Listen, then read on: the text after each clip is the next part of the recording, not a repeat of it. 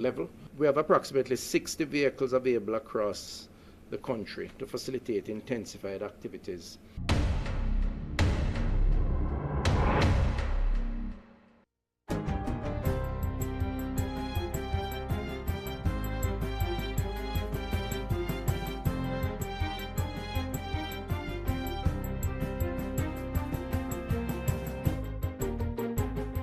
Good day, I'm Theodore Henry, and this is your JIS News for Tuesday, September 26, 2023. Starting October 2, children under the age of 18 years will not be charged a fee or be required to pay for services at the University Hospital of the West Indies, UHWI. Health Minister Dr. Christopher Tufton says the measure is in response to an influx of dengue cases at the Bustamante Hospital for Children. Dr. Tufton says the dominant strain in the dengue outbreak currently being experienced in the country disproportionately affects children 0 to 16 years old. We have allowed or spoken to the UHWI, University Hospital of the West Indies, to allow persons affected who cannot be accommodated, particularly children, at the Bustamante Hospital for Children to take that overflow. Of course, the Bustamante Hospital for Children is on alert. Dr. Tufton says the blood bank is also on high alert and will be conducting special blood drives to accommodate extreme cases where additional blood will be needed. Meanwhile, the health minister is urging school administrators to be aware of the symptoms of dengue as well as the procedures to follow when dealing with affected children. There is a conversation taking place around looking at those institutions where mosquito breeding sites are present, how we eradicate those, working with the parish health team. Mild cases of dengue may present with symptoms such as fever, headaches, joint and muscle pains. Persons with more severe cases of dengue may exhibit intense abdominal pain, fatigue, persistent vomiting, bleeding from the gum or nose, as well as blood in vomit, urine or stool. If this happens, then you must seek advice from your doctor. You must either visit the health center, your private practitioner, or the hospital. If your symptoms are severe, then you must go to the emergency room. Meanwhile, the Ministry of Health and Wellness is reminding persons that the recommended treatment for dengue fever is acetaminophen or paracetamol. In 2019, our children were affected severely by dengue, and many of them passed. Now, a lot of those deaths was caused by the use of medications such as ibuprofen, diclofenac, and medications called non-steroidal anti-inflammatory drugs to treat fever. These medications either cause bleeding or worsen bleeding. I'm asking all parents, please consult with your pharmacist. Use only medication, paracetamol or acetaminophen. The island's Chief Medical Officer, Dr. Jacqueline Bisesa McKenzie, further recommends sponge baths to reduce the fever associated with dengue. Health Minister Dr. Christopher Tufton says science is showing that climate change is contributing to an increase in mosquito-borne diseases and the threat they represent. The outbreak cycle, he says, usually occurs every 5 to 6 years, but data is now showing recurrence within a 3-year period. Dr. Tufton anticipates the dengue outbreak could go up to December. As such, persons are being urged to take personal responsibility in reducing breeding sites of the Aedes aegypti mosquito, which transmits dengue and other mosquito-borne diseases. So there is a plan. That plan has been activated, but ultimately it's about public awareness and public response. So I want to use the opportunity to appeal to the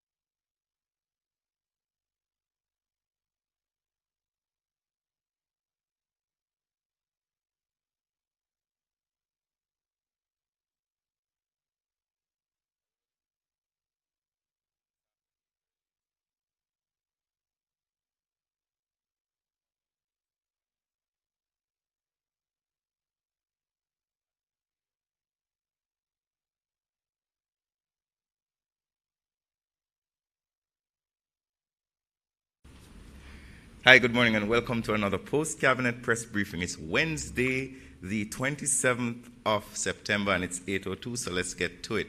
This morning, we have special guests with us, the Honorable Minister of Education and Youth, the Honorable Favour Williams. We have her Minister of State, Member of Parliament, Marsha Smith. We also have Dr. Nadine Williams, Director of Health Services and Planning at the Ministry of Health and Wellness. This morning we will have presentations looking at the current dengue challenges. We'll also have a presentation from the Minister of Education to give an update on some developments in her ministry. Before that, however, we would like to announce some board appointments which have been approved by Cabinet. Cabinet gave the approval for the appointment of the following persons to the advisory board of the NIF, that is the National Insurance Fund. These are Professor Andrew Spencer as chairman, and membership includes Mr. Richard Fraser, Mr. Kedon Clark, Ms. Donna Marie Howe, Mr. Desron Graham, Ms. Nesta Claire Smith Hunter, Mr. Gladstone Luars, Ms. Sanya Goff, Mr. Delano Seavright, Senator Cavan Gale, Ms. Lysant Mitchell, Mr. Andre Hutchinson, Ms. Corinne Bellamy, as well as Ms. Diane Black and Ms. Catherine Phipps. We also had the approval of persons to the advisory board of the Jamaica Productivity Center for the period of 2 years, chaired by Mr. Omar Zan and Deputy Chair Mrs. Andreen Collins. We also had the appointment of the following persons to the Veterinary Committee for a period of 3 years, effective September 4, 2023 to September 3, 2026. That's Dr. Osbill Watson, who is chairman, and deputy chairman would be Dr. Trudy Stewart Gaynor. The membership includes Dr. Lynette Peters, Dr. Donald Keith Amiel, CD, Dr. Mishka Stennett, Dr. Gavin Bellamy, Dr. Velton Gooden, Ms. Marsha Locke, and Mr. Louis Jean Hacker. We also had appointments to the Bauxite Mining Limited for a period of 2 years, from the 11th of September 2023 to the 10th of September 2025, chaired by Mr. Cleveland Allen, Deputy Chair or Vice Chair Mr. Robert Chung, including membership Mr. George Sutar, Mr. Philip Schwab, Mrs. Michelle Campbell-Sawyer, Ms. Chantel Jarrett, Mr. Cathan Spence, Ms. Anna Harry, Mr. Stephen Reynolds, and Mr. Kenneth Brown. There was also the approval for the establishment of a sustainable pool of financing to facilitate the creation and implementation of the Jamaica Screen Development Initiative. This initiative will assist in stimulating local micro, small, and medium-sized enterprises within the creative economy to assist them in becoming more productive in the global export for content and talent. There was also funding from the Ministry of Finance of $150 million for the provision of trucked water to areas that are experiencing severe drought. It was divided to the Ministry of Local Government and Rural Development to the tune of $60 million, the Ministry of Agriculture and Fisheries to the tune of $10 million, and the National Water Commission to the tune of $80 million. There was also the approval, well, this has taken place already, but Cabinet gave the approval for the hosting of the annual meeting of the Council of Legal Education from the 7th to the 9th of September 2023 at the AC Hotel. There were also some approvals for travel ratified by the Cabinet. The Prime Minister will be off the island between the 24th and the 26th of October, and he will be off with the Minister of Foreign Affairs and Foreign Trade. There was also approval for the Minister of Tourism, who is already off the island from the 7th of September to the 9th. This is post. The announcement is post the travel. There is also planned travel by the Minister of Finance and Public Service to the United States for an investor roadshow that is from the 5th to the 6th of October, as well as the annual meeting of the International Monetary Fund from the 10th to the 16th of October this year. The Minister of Education, I suspect, was also given approval. Well, the Minister of State for Education attended the 10th Commonwealth Youth Ministers meeting, which happened from the 11th to the 15th of September, where they had discussions about important matters related to youth within the Commonwealth. And those are the traveling that I can announce at this time. We also have the award of contracts to supply and delivery of 2,400 Jamaica Jackal 70-liter olive green rucksacks to the Jamaica Defence Force, and to be used also by the Jamaica National Service Corps to the tune of £325,000. We also had the approval for the award of a contract to by Heart Trust NTA for group health insurance for the period of 3 years, October 1, 2023 to the 30th of September, 2026. And this was to Guardian Life Limited to the tune of $504 million, inclusive of GCT.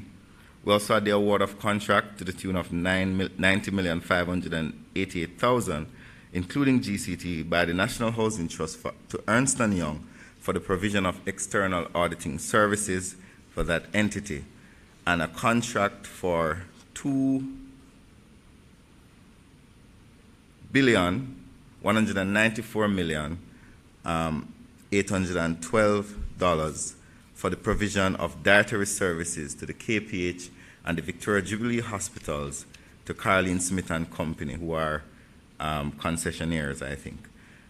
We also had the approval by the National Works Agency for the widening of Grange Lane to 4 lanes from Municipal Boulevard to Augusta Drive, and the installation of potable water under the Capital Expenditure Program to General Paving Limited to the tune of $925 million.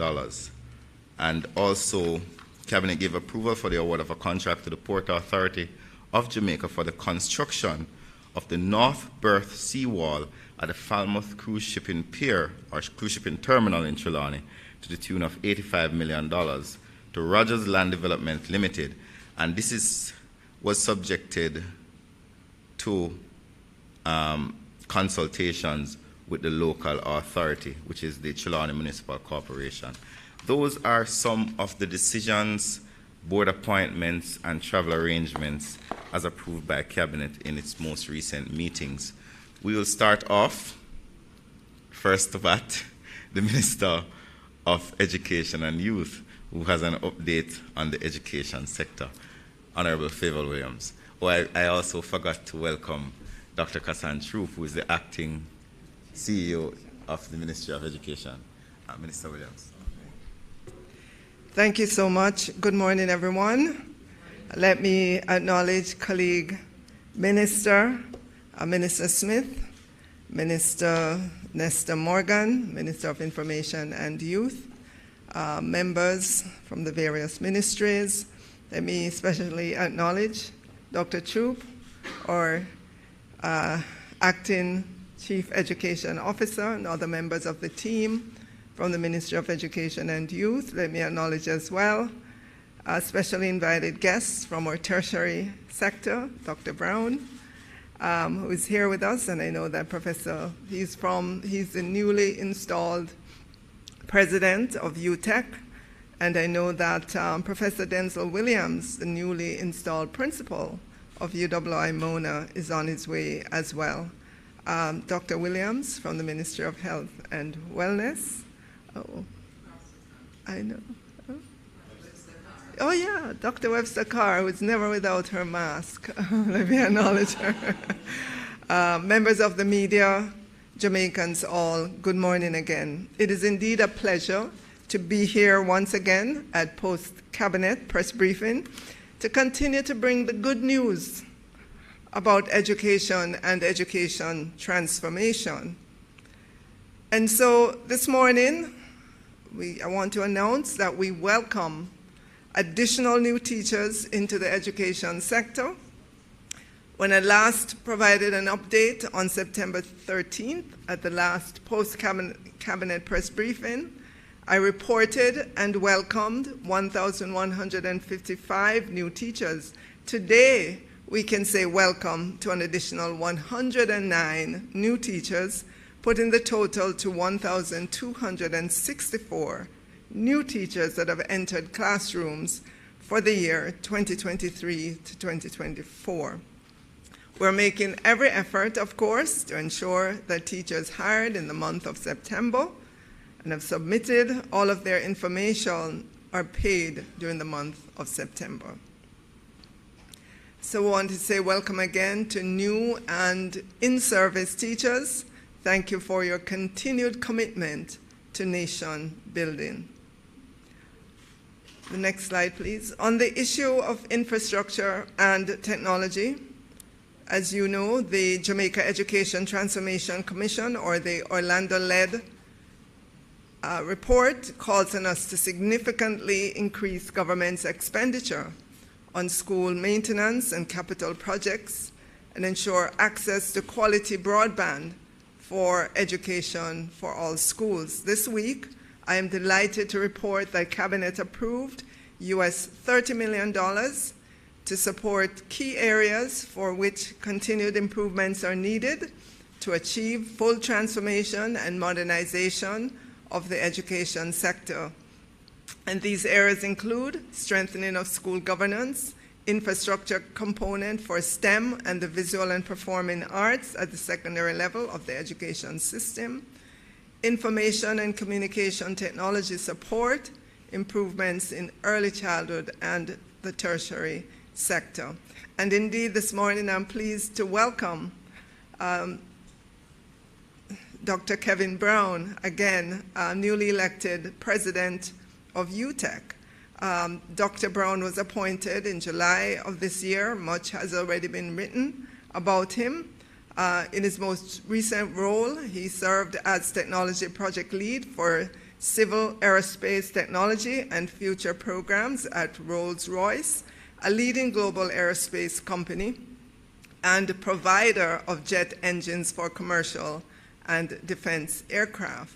Born and raised in Jamaica, Dr. Brown is an alum of UTEC, where he completed a diploma in mechanical engineering, majoring in production in 2000, and was president of the Students' Union. This morning, the connection that I really want to make is to his primary and high school in order to inspire our students to greatness. Dr. Brown hails from Grange Hill Primary in Westmoreland. And Dr. Brown, I don't know if you know, but recently, within the recent past, Grange Hill Primary got new blocks, 8 classrooms, principal's office, guidance counselor's office, sick bay, staff room, students and staff restrooms. Dr. Brown also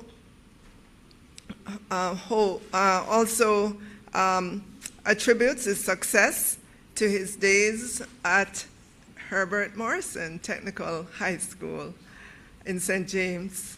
And I'm sure already you're seeing the connection between Herbert Morrison Technical High School and UTEC. Smooth transition between those universities. Also, I don't know if it's well known, but I'm saying it today that they were also winners of the coding competition at World Skills this year. I know we're supposed to also welcome Dr. Denzel Williams. I know he is on his way. In the meantime, just let me say he's now the new principal of UWI Mona, well known among Jamaicans, titan of industry, Mona School of Business, and his most recent assignment at the Five Island campus in Antigua and Barbuda. He hails from Cokes View Primary School, and I know that that school is immensely proud that one of their own is leading the Mona campus of our leading regional university. Additionally, just recently, that school, a student there, received a trophy for placing third in the World Skills Jamaica Visual Arts Competition in June of this year. Professor Williams also owes much of what he is or has become to his days and teaching at Manning's High School. And you can see on the screen a picture of the Victor Lowe STEM building, which I had the chance of opening recently along with Mr. Victor Lowe. And I know as well that Manning's High School is immensely proud. They also won an award at the Science Research Council Competition 2023. The Orlando Patterson-led reports calls on the tertiary sector for the development of streamlined governance framework, increased public-private sector partnerships, development of a framework for micro-credentialing aligned with the National Qualifications Framework, and a more transparent funding model to support the operations of the sector.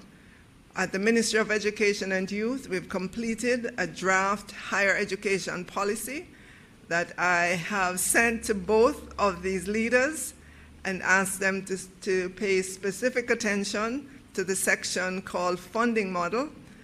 We must significantly increase the percentage of the population with a tertiary degree.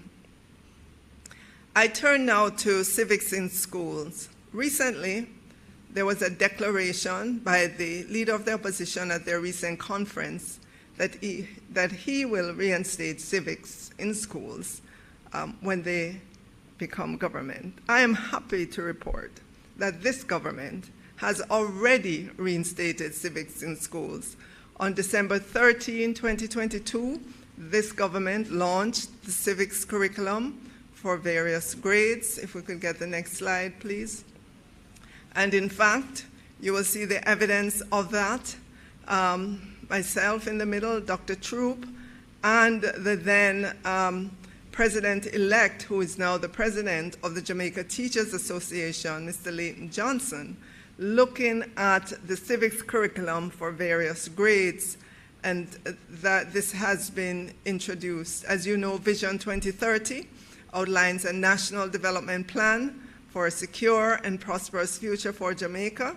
The realization of this vision is dependent on a particular kind of Jamaican, a Jamaican who is confident and productive, a Jamaican who is a successful lifelong learner, a Jamaican who is deeply rooted in the Jamaican culture, a Jamaican who understands his or her rights and responsibilities as a Jamaican citizen, a Jamaican who understands him or herself as an individual and as a member of a group endowed with God-given abilities.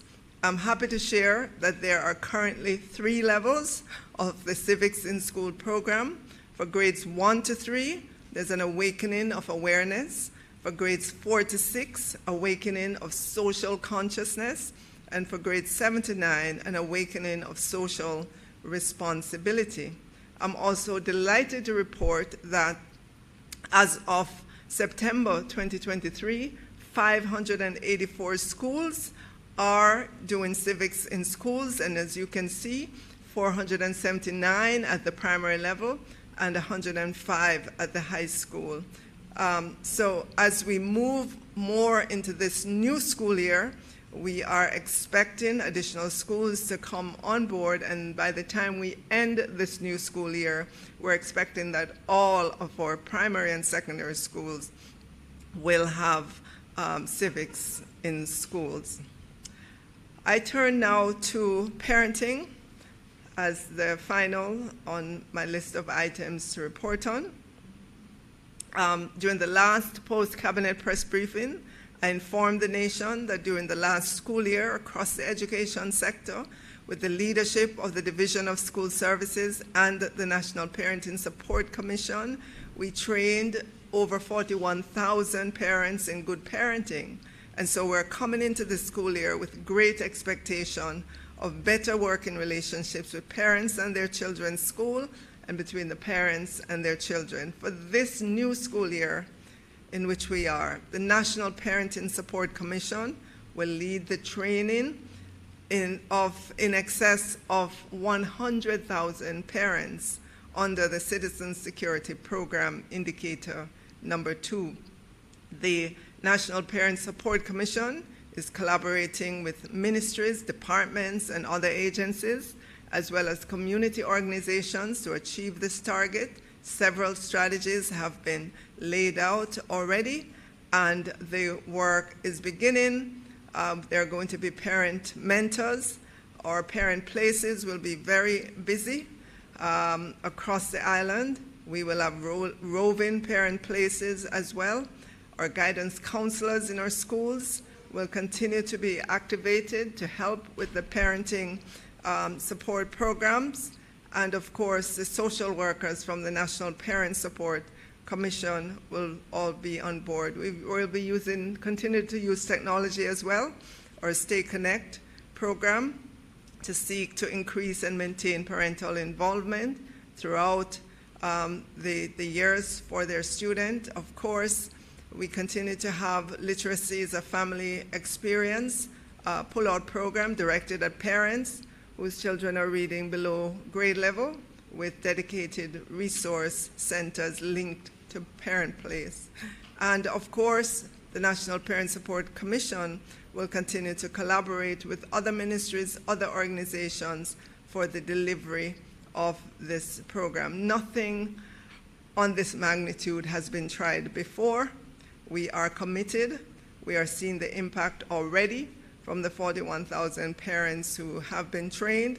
We are very excited about this program that is being led by the National Parent Support Commission.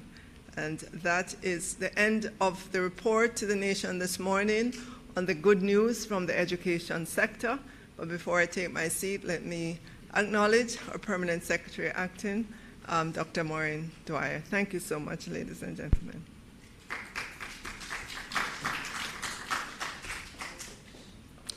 Thank you very much, Minister Williams. Also, yes, welcome, Acting Permanent Secretary in the Ministry of Education and Youth, Dr. Maureen Dwyer. We will now have a presentation from Dr.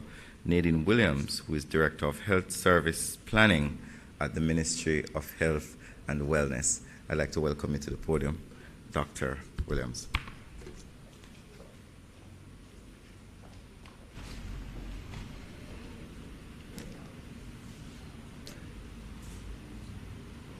Honorable Robert Morgan, Minister without portfolio in the Office of the Prime Minister with responsibility for information. Honorable Fable Williams, Minister of Education and Youth. The Honorable Marcia Smith, Member of Parliament and appointed State Minister in the Ministry of Education and Youth. The Permanent Secretary, Dr. Maureen Dwyer. Dr. Cassandra, our Chief Education Officer, acting. Dr. Karen Webster, National Epidemiologist, the Ministry of Health and Wellness. Mrs. Huntley Jones, a National Entomologist. Senior officials from the ministries, agencies, and departments of government, and from the University of Technology and the University of the West Indies.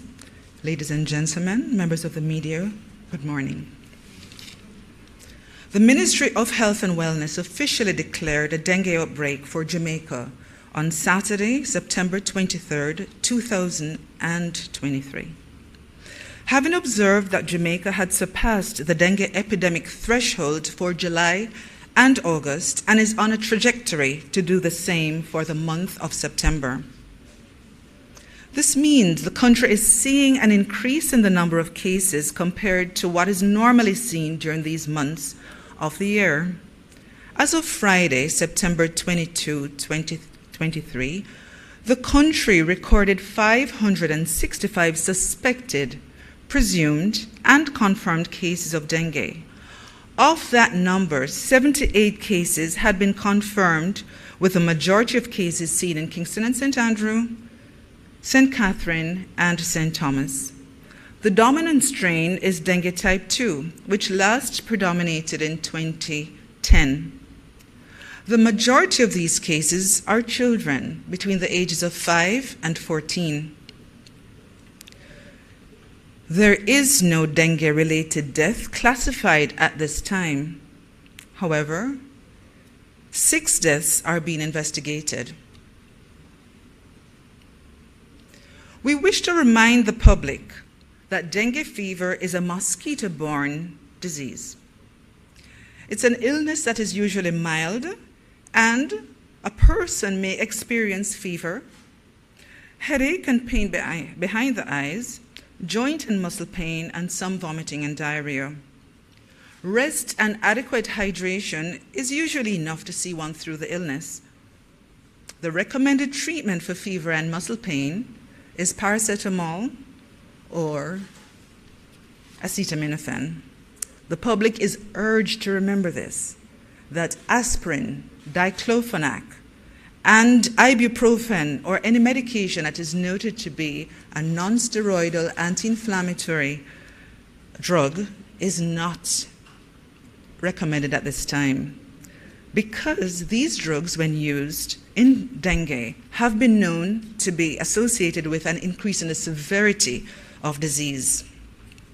On occasion, the illness may progress to severe dengue, which can result in organ failure, bleeding or hemorrhage, or severe depletion of fluid internally, causing shock or death.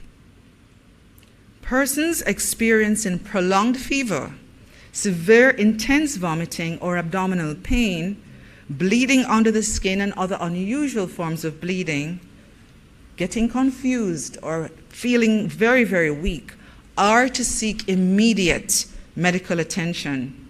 These are the warning signs.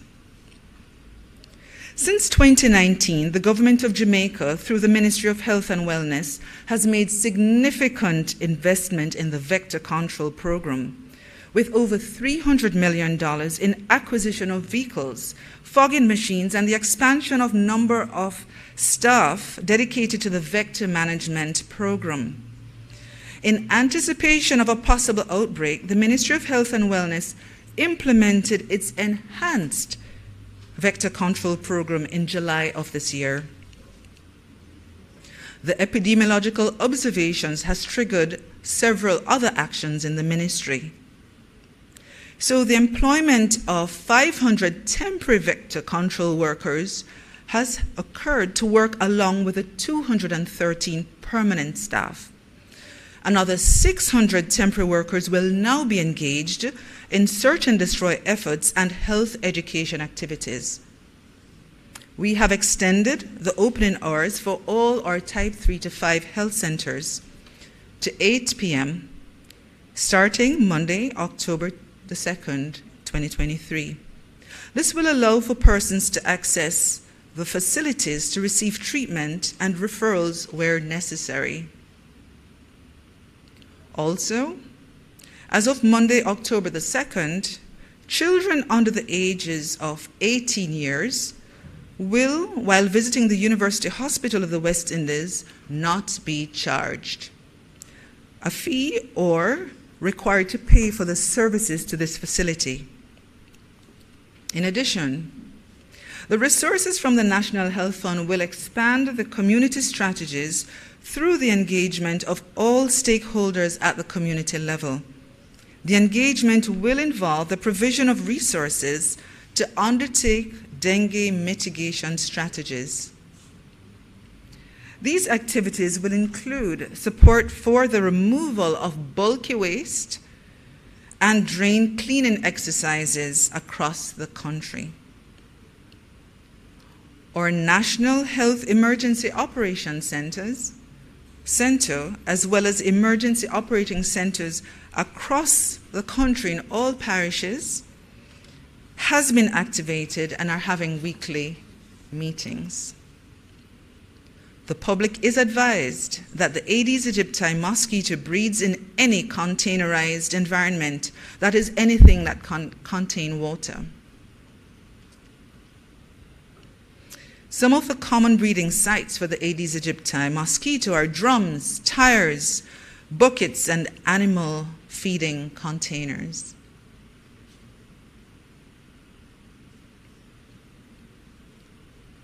Persons are encouraged to play their part in ensuring that the cases are minimized by monitoring water storage containers for mosquito breeding, keeping surroundings free of debris, destroying or treating potential mosquito breeding sites, wearing protective clothing, using DEET-containing mosquito repellents, and as much as possible, staying indoors at dusk with windows and doors closed.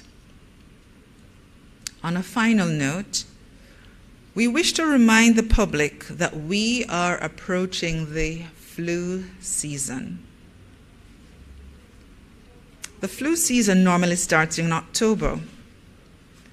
It is important to be reminded that flu or influenza is an acute viral respiratory infection that spreads easily from person to person, mainly by coughing, sneezing, and through close contact. The virus circulates worldwide and can affect anybody, anywhere, anytime, any group of persons with varied symptoms, including fever and chills and sore throat, muscle aches, fatigue, headache, runny nose, or stuffy nose. The flu is to be taken seriously because at any time it can lead to pneumonia and blood infections and causes diarrhea and seizures, it may, in children. We are to be reminded that our elderly are also vulnerable. The flu can worsen chronic medical conditions such as heart or lung disease. We have in country 18,000 doses of the flu vaccine purchased by the Ministry of Health and Wellness through the Pan American Health Organization's revolving fund for vaccines. The vaccine is offered free of cost in the public health system to the following high priority groups: health workers, children and elderly with chronic illnesses, pregnant women, individuals who are institutionalized in or in state care, and our non-health frontline workers. Although we have prioritized these groups, it is important to note that no one will be refused the flu vaccine in our public facilities. The private healthcare providers, however, are encouraged to procure influenza vaccines through private distribution in an attempt to widen access for the general population. I thank you.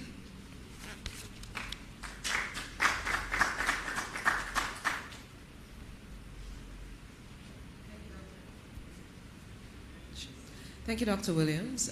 And so now, as we are complete with both Dr. Williams and Minister Williams, Minister Morgan, you may want to then have the media engage. Thank you very much, Naomi. We can now open the floor for any questions that members of the media may have. Do we have any questions, Naomi? I think we were crystal clear this morning. I guess we have had a perfect post-cabinet press briefing. We have. Thank you very much. Well, ladies and gentlemen, thank you very much for joining us this morning. I'd like to thank the representatives from the Ministry of Health and Wellness, also the representatives from the Ministry of Education and Youth, our viewers online, including our support staff from the Jamaica Information Service and the Public Broadcasting Corporation. Until next Wednesday at 8 a.m., thank you very much for joining us here at Post Cabinet Press Briefing. Be safe and be well.